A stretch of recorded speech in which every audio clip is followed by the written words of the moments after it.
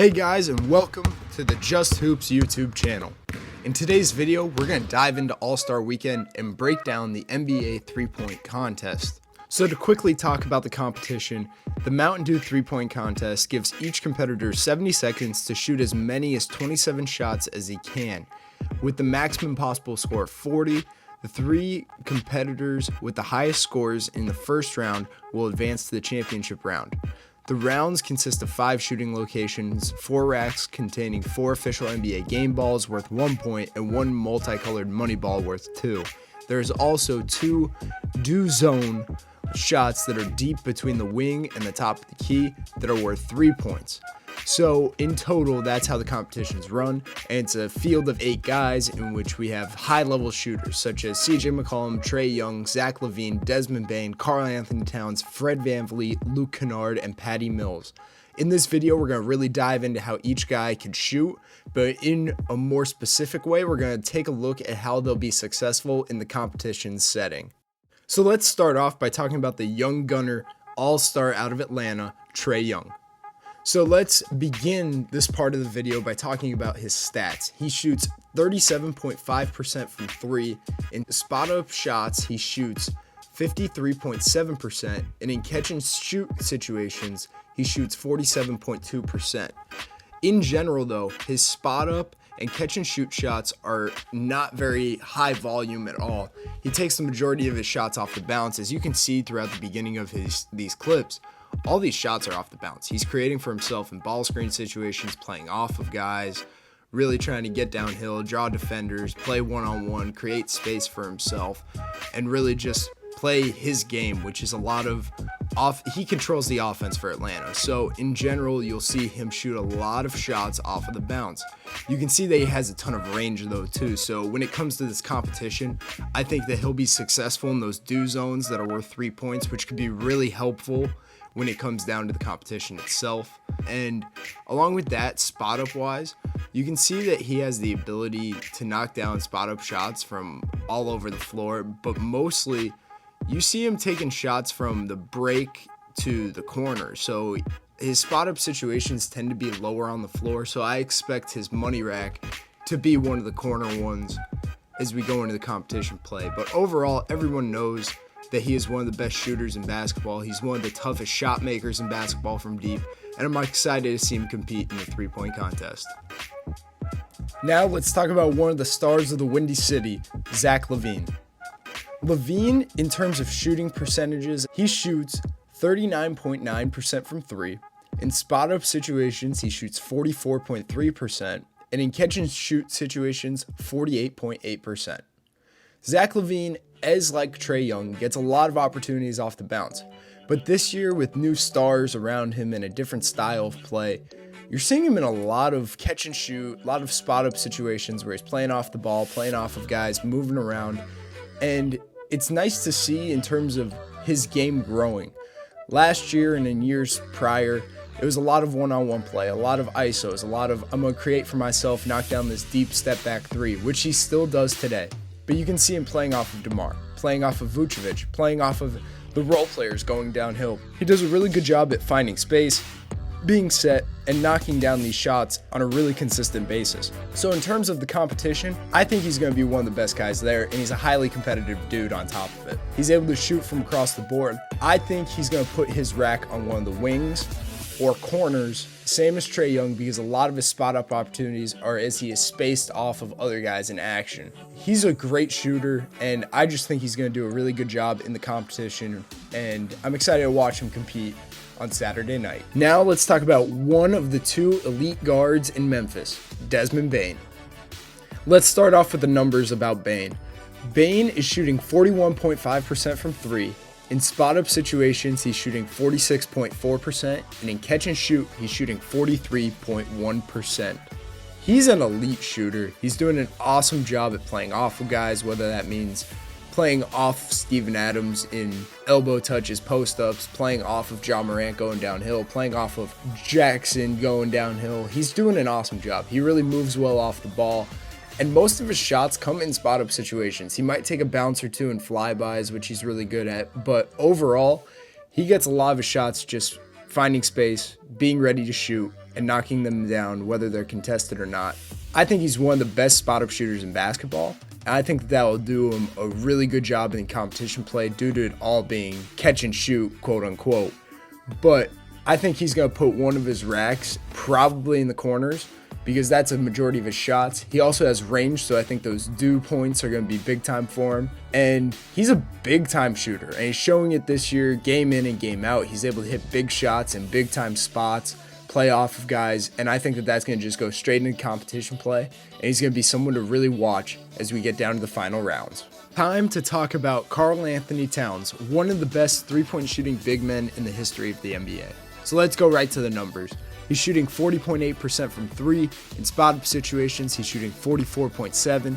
And in catch and shoot, he's shooting 40.4%. A lot of his opportunities come pick and pop, come at the top of the key. He's a good spot-up guy in those spots too. He's able to understand when his teammates such as D'Angelo Russell or Anthony Edwards are trying to get downhill to the cup, and he finds space on the outside. I think he's going to do really well other than his shot pace. I don't think he's going to be able to make it through all the racks, which will hurt him. He does not have the quickest release. He takes his time typically on his shot to really get set, get down, and put them up. I don't know if that'll speed up due to the racks, but I'll be interested to see him compete. Everybody knows he could shoot. It's probably one of the first things on every NBA team scouting report. I hope that he does well, just for the big man's sake, but it'll be tough for him due to the pace and the time limit. In terms of the competition, how he'll compete, I think he's going to put his rack on the wings or the middle of the floor due to that being where he gets a lot of his shots from the outside. But I don't know if he'll be as successful from the deuce spots because he hasn't showed a ton of range consistently. But at the end of the day, everybody knows Cat is that guy from deep. He's a pick and pop threat and one of the best bigs in the NBA for a reason. So hopefully he competes Saturday night and does a good job before Sunday's All-Star game. Let's talk about the first-time All-Star himself from the North, Fred VanVleet. As we did with everyone else, let's talk the stats real quick. He's shooting 40% from three. In spot-ups, he's shooting 46.9%. And in catch and shoot, he's shooting a 47.6% clip. Fred VanVleet's that guy. He can knock it down from anywhere. He creates a lot of his shots off the bounce. So I think that could be a hindrance to him because he's just not used to the spot-up situations, but he's also really good in those too. A lot of his shots are on the move, so maybe being stationary in the competition could be a plus also. And a lot of his spot-up opportunities come above the break, so I'll be interested to see where he puts his rack, and he has range. You can see throughout these clips, he shoots well beyond the arc on a consistent basis, contested and uncontested. So as we get into competition play, I really do think Fred VanVleet is a contender to win this. He's able to shoot out hard shots on a consistent basis, contested, uncontested, off the bounce, off the catch. He has range, so he's going to be able to get those extra points. He is a big time shooter in the NBA. He's an all-star for a reason this year, and I'm excited to watch him compete in this contest. His shooting ability is one of the best for his position in the NBA, and yet alone, he just is able to do it for his team on a nightly basis, and he's a big reason why the Raptors have been so successful this year. Time to talk about the new member of the New Orleans Pelicans, CJ McCollum. As far as the numbers go, he shoots 37.9% from deep, he shoots 44.1% in spot-ups, and he shoots 38.9% in catch-and-shoot situations. Him, like a lot of these other guys, does not get a ton of shots in spot up, catch and shoot situations. So it'll be interesting to see him play in this competition where it's all spot up, all catch and shoot shots. He could shoot spot up. His numbers are there. He's a near 40% guy in catch and shoot situations. He's over 40% in spot ups. So his numbers show they can do it. It'll be interesting to see because he also does not have the quickest release in the world, how far he makes it through. He has range, but I don't think he shows it that often, so I'll be interested to see also how he does at those due spots. He shoots a lot of his shots in terms of spot ups, from the top of the key, above the break. He'll play on the wing, so I think if he had to choose where he wants his rack, it will be in the wing spot. CJ, I think it's interesting he's in the competition for his game and just how he is as a player. He's known to be a big-time ball screen guy. So the point that he's in this three-point contest shows the variety and just levels to his game. He is a big time shooter. I'm not knocking him. He could compete in this competition, really make some noise, but I think he's more of a dark horse to win. And it'll be fun to just watch him in that New Orleans uniform. Let us get used to it a little bit and see him compete on Saturday night. Time to talk about the man from down under himself, Patty Mills of the Brooklyn Nets. Patty Mills is shooting a 42% clip from 3.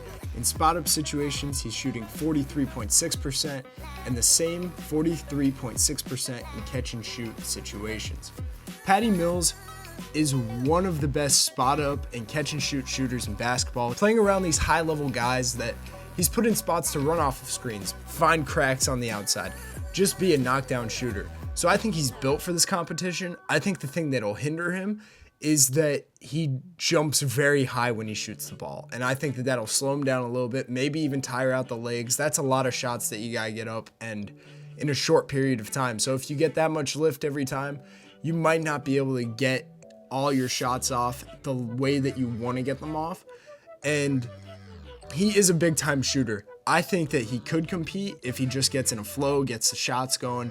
His shot's beautiful. It's a quick release when he gets up there. I think that he will compete very well in this competition. I think he's going to just put one of his racks in the corners because that's the closest 3, and he's that guy. He's been to the competition before. He knows what it's about. He just does it at a really high level. He's a professional shooter, and he'll just continue to get a bigger role in Brooklyn. I think that this competition will be fun to just watch him go out there and shoot.